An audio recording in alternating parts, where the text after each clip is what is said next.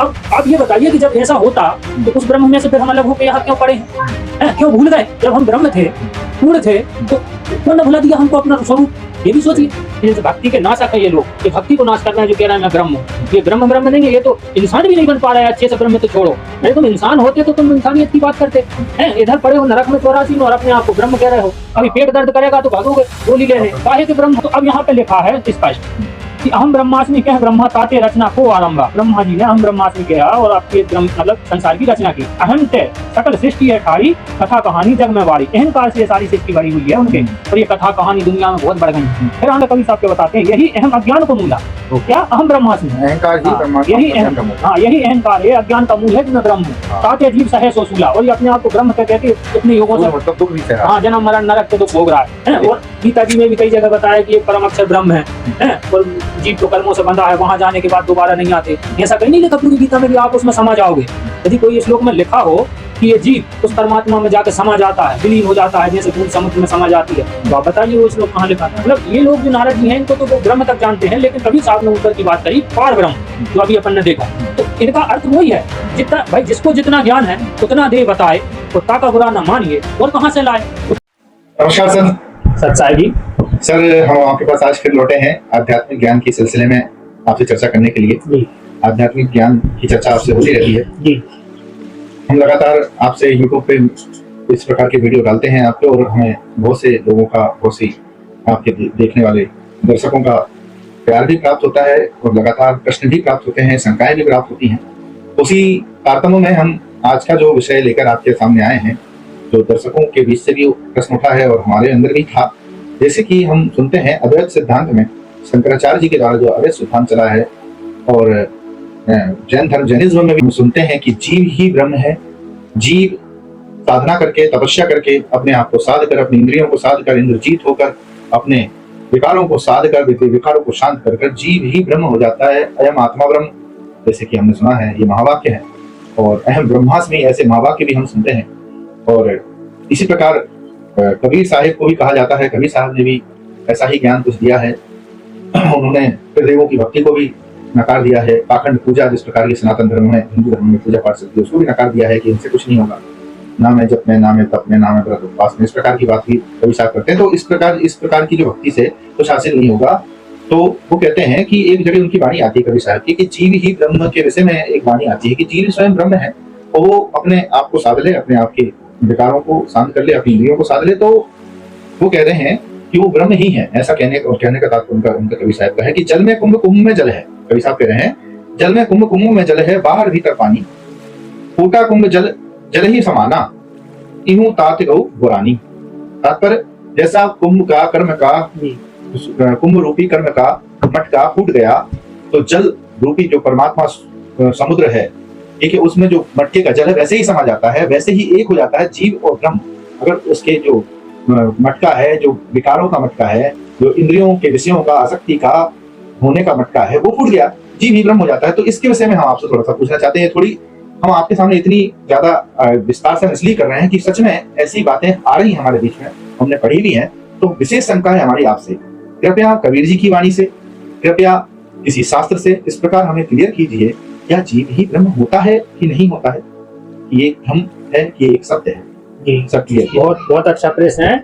और ये जो पूरी मतलब इस समय की पूरी सृष्टि में ये प्रश्न चिन्ह लगा हुआ है कि क्या ये जीवी ब्रह्म है। ये दार्शनिक लोग जो हैं वो मतलब आत्मा को ही या अपने ही आप को सर्वोपरि मानते हैं। उसके बाद जो कबीर पंथी हैं और भी कोई संत मत वाले हैं जिनको परमात्मा कबीर साहब का सच्चा ज्ञान नहीं है, तो वो यही कहते हैं कि जीव ही ब्रह्म है। जैसा कि आपने कहा, कबीर साहब ने कहा है कि त्रिदेव जो है इनसे मतलब ऊपर अपना आपा आत्मा है या कोई देवी देवता, ऐसा नहीं है, ऐसा कुछ लोग कहते हैं।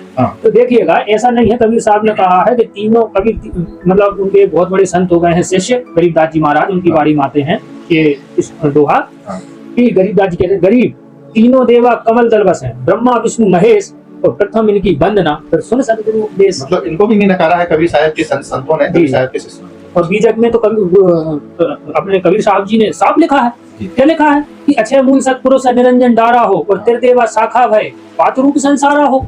तो उनके बिल्कुल ऑथेंटिक जानकारी वो बोल रहे हैं कि ये सब इनकी अस्तित्व है, ऐसा हाँ, कहना। बिल्कुल स्पष्ट कहा है आपने। बात करी है कि जो षट दर्शन है, जैनी है, ये लोग कहते हैं कि जीव ब्रह्म है या कोई होता नहीं है ऐसा, या आत्मा अपने कर्म या फिर अपने विकारों को शांत कर लिया जाए, इंद्रियों को जीत लिया जाए तो जीव ब्रह्म हो जाता है, इस प्रकार की बात। आप जब संत मत या कबीर साहब को पढ़ेंगे तो कबीर साहब तो ये कहते हैं कि जो षट दर्शन, मतलब ये गरीबदास जी की वाणी में आता है, षट दर्शन षट भेष कहावे और बहुविध धूधु धार मचावे। मतलब जो षट दर्शन 6 प्रकार के जो दार्शनिक हैं वो धूधु धार मचा रहे, मतलब इतना उन्होंने शास्त्र रहित ज्ञान दे दिया जनता को कि वो अपने मूल परमात्मा को, मूल तत्व को भूल गए हैं।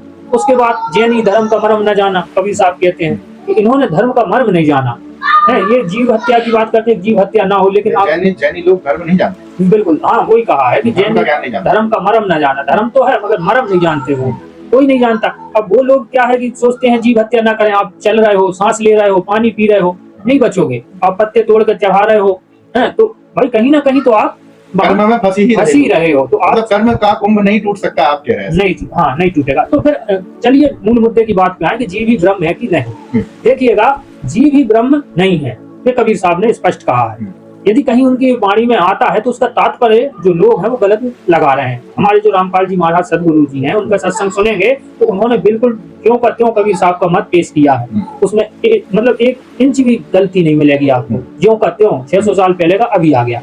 तो क्या है कि जो जीव यदि ब्रह्म होता, तो यदि जीव ब्रह्म होता तो आप मान लीजिए कि जब ये सृष्टि की रचना नहीं हुई थी, मान लीजिए तब हम ब्रह्म तो थे। आपका कॉन्सेप्ट ये रहता है ना कि अब जब हमें अपना ज्ञान हो जाएगा तो हम उस ब्रह्म में जाकर मिल जाएंगे और ब्रह्म हो जाएंगे, फिर मतलब निर्वाण। तो अब एक बात बताइएगा, जब हम उस ब्रह्म से तो निकले ही हैं, हम तो उस ब्रह्म में पहले ही समाये हुए थे।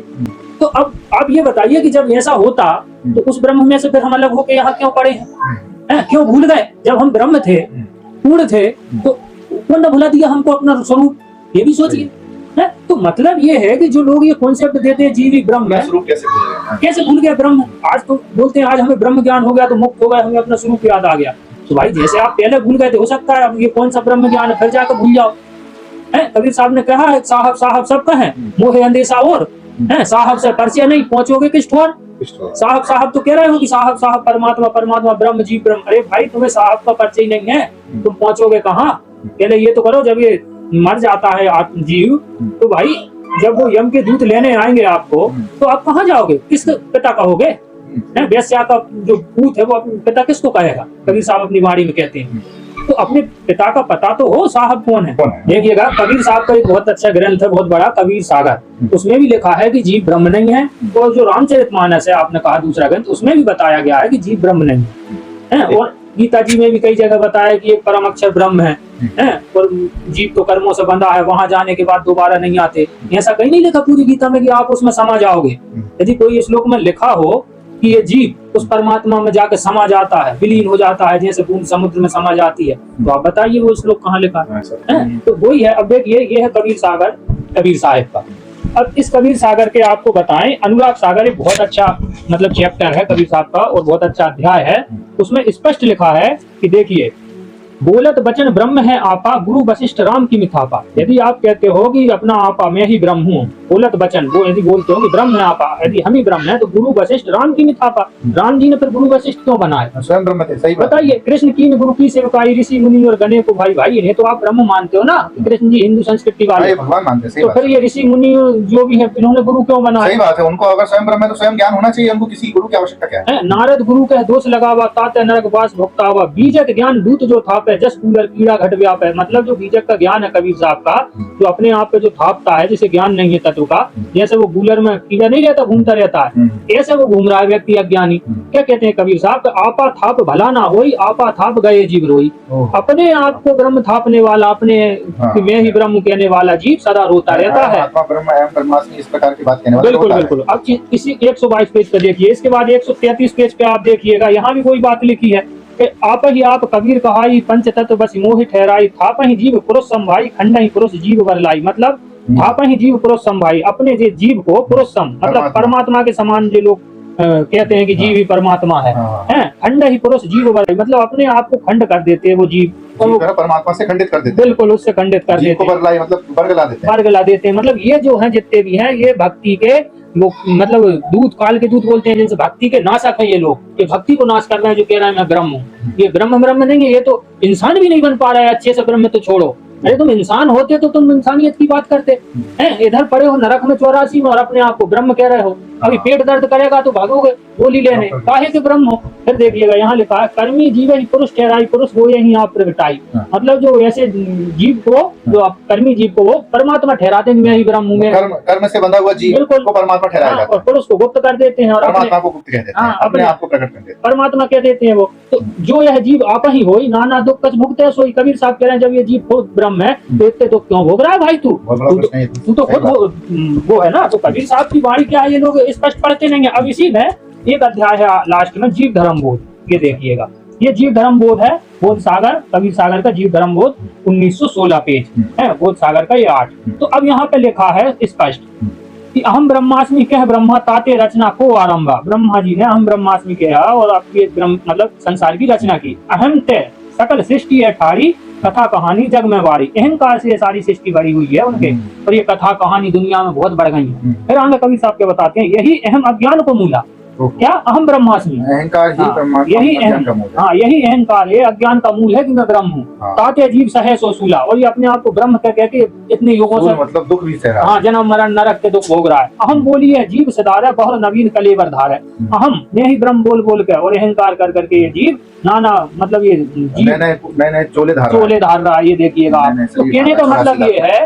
अब इसी बोध सागर में देखिए, अब आपको बताएंगे कबीर साहब की वाणी से कि जो ब्रह्म है, जीव है, वो पार ब्रह्म इन सबसे ऊपर है। मतलब पार ब्रह्म जीव से ऊपर है, पार ब्रह्म से जीव ब्रह्म है, जीव ब्रह्म से श्वासा, तो श्वासा मध्य शब्द देखिए, शब्द अर्थ के माही। पार ब्रह्म से जीव ब्रह्म है, न्यारा है वो साईं। कहने का अर्थ पार ब्रह्म से जीव हुआ और न्यारा वो साईं है, इनसे अलग वो परमात्मा है। तो वो पार ब्रह्म अलग है और ये जीव ब्रह्म ये अलग है। तो इन सब से वो न्यारा है वो साईं। साईं कौन? वो परमात्मा। वो आप ब्रह्म, आप पार ब्रह्म नहीं हो, परमात्मा तो न्यारा है। कभी आप वो परमात्मा नहीं बन सकते। तो आत्म में परमात्म दर से, परमात्म में झाई, झाई में एक झाई दर से लखो कबीरा साईं। आत्मा के अंदर वो परमात्मा है, दर्शेगा बिल्कुल। ये शरीर में भी मतलब एक नकली रचना है, यहाँ भी वो है, और वो आत्मा के साथ परमात्मा है, क्योंकि वो हर जगह है परमात्मा की शक्ति। और झाई में एक झाई दर से लखो कबीरा साईं। तो मतलब वो कबीरा साईं में, उस पर साईं में कबीरा साईं मतलब भगवान को लखो देखो। और वो कैसे होगा? सत्य नाम के प्रताप परवल ताप त्रिविध नसाए है। जो सदगुरु सत्य नाम बता दे, 2 अक्षर का भेद बतावे, जो गुरु साचा जो ही है, जो 2 अक्षर का भेद बता दे, वो है सत्यनाम से होगा, वो सत्यनाम से होगा। तो कहने का अर्थ है ये कबीर सागर में स्पष्ट लिखा है कि जीव भी ब्रह्म नहीं है। 4 जगह आपने देखा। अब और देखिए रामचरितमानस में भी देखिए, रामचरितमानस में जो बालकांड है उसमें आपको बताते हैं। ये देखिए रामचरितमानस गीता प्रेस गोरखपुर। अब इसमें जो बालकांड है देखिएगा, ये पृष्ठ ये 81 नंबर वाली रामचरितमानस कोड वाली, और 87 पेज है, और 69 पे ये दोहा है, 69 वाला। यहाँ पे नारद जी बता रहे हैं कि जो अस हिसिसा करहि नर जड़ विवेक अभिमान, और परहि कलप भरी नरक महु जीव की ईस समान। वो कह रहे हैं यदि मूर्ख मनुष्य ज्ञान के अभिमान से इस प्रकार होड़ करते हैं तो वे कल्प भर के लिए नरक में पड़ते हैं। भला कहीं जीव भी ईश्वर के समान हो सकता है? तो स्पष्ट कह रहे हैं कि बताओ तुम इतने दुख भोग रहे हो इस संसार में, और अच्छे अच्छे देवी देवताओं ने दुख भोगे, और वो तो देव पद पर बैठे हुए हैं। तो बताओ क्या आप ब्रह्म, मतलब ये लोग जो नारद जी हैं इनको तो वो ब्रह्म तक जानते हैं, लेकिन कबीर साहब ने ऊपर की बात करी पार ब्रह्म, जो अभी अपन ने देखा। तो इनका अर्थ वही है, जितना भाई जिसको जितना ज्ञान है उतना दे बताए, और ताका बुरा न मानिए और कहाँ से लाए। तो कबीर साहब तो सर्वज्ञ हैं, ये तो दुनिया जानती है। जिसको जैसा ज्ञान था उन्होंने दे दिया, उससे हम भ्रमित ना हो, आपका कहना। हाँ, आदि अंत की बोलते थे कबीर साहब। तो नारद जी भी वही मतलब बताना चाहते हैं कि जीव ब्रह्म नहीं हो सकता। तो भाई साहब दास का ये कहना है कि शास्त्र जो बता रहे हैं, जो संत बता रहे हैं, उन वाणियों को आप ये नहीं कर सकते कि एक वाणी पढ़ी दी, 2 पढ़ दी और अर्थ निकाल दिया। आपको ये पूरा ग्रंथ पढ़ना पड़ेगा, और जब पूरा ग्रंथ पढ़ोगे तो आप समझोगे कि एक सतलोक है, उसमें एक सतपुरुष भगवान बैठते हैं, और वो कबीर जी ही हैं। और ये जो जीव आत्मा है वो कभी उनके अंदर समाती नहीं है। जाकर कबीर साहब के जितने भी उनके भक्त हुए, धर्मदास जी हुए, इंदुमती हुई हैं, अमर सिंह हुए, वीर सिंह हुए, जितने भी लोगों को वो ले गए हैं सतलोक में 16 सूर्यों का प्रकाश जैसा शरीर मिल गया उनको, तो परमात्मा के आगे जीवित हैं वो। क्या वो सतलोक में जाके दूसरे चोले नहीं रखते, मतलब 84 लाख योनियां नहीं जाते वहां नहीं, वो तो अपना गीता जी में कहा है ना, हाँ। ततः पदम तत्परिमार्गितव्यम विष्णुक्तान निर्वन्ति भूमा तमेव चाद्यं पुरुषं प्रपद्येत कीर्ति पुष्टा पुराणी। तो मतलब इसका अर्थ कहने का ये है कि वहां जाने के बाद आप दोबारा नहीं आओगे। गीता जी का आप 15वां अध्याय पढ़ेंगे, उसमें जन्म भी नहीं होगा, दूसरे योनियों में भी नहीं जाओगे आप। क्या यही, जैसे हमने आपके सामने एक वाणी रखी थी, क्या यही कुंभ का टूटना, मतलब जो कर्म इंद्रियों की वासनाएं हैं, कर्म विकार है, कर्म का टूट जाना कुंभ के पानी का उस समुद्र रूपी परमात्मा में जाके, समुद्र रूपी परमात्मा से जाके मिल जाना, ऐसा ही कुछ है क्या? ये कह रहे थे हम, उससे बहुत कंफ्यूज भी हो रहे थे।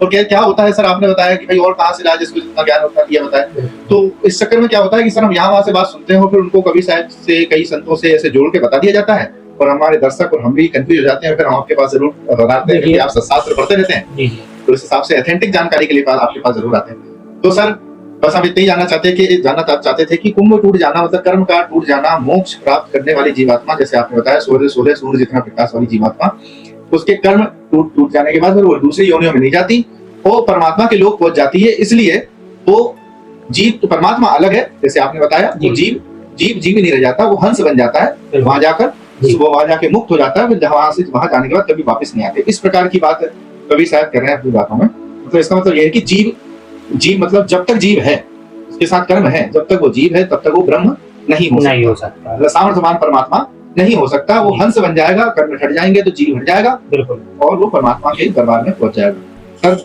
बहुत अच्छा सारांश आपने करके बताया, प्रमाणित आपने ज्ञान बताया, बहुत बहुत धन्यवाद आपका। अगले प्रश्न के साथ हम आपके साथ फिर लौटेंगे। बहुत बहुत धन्यवाद सर, नमस्कार।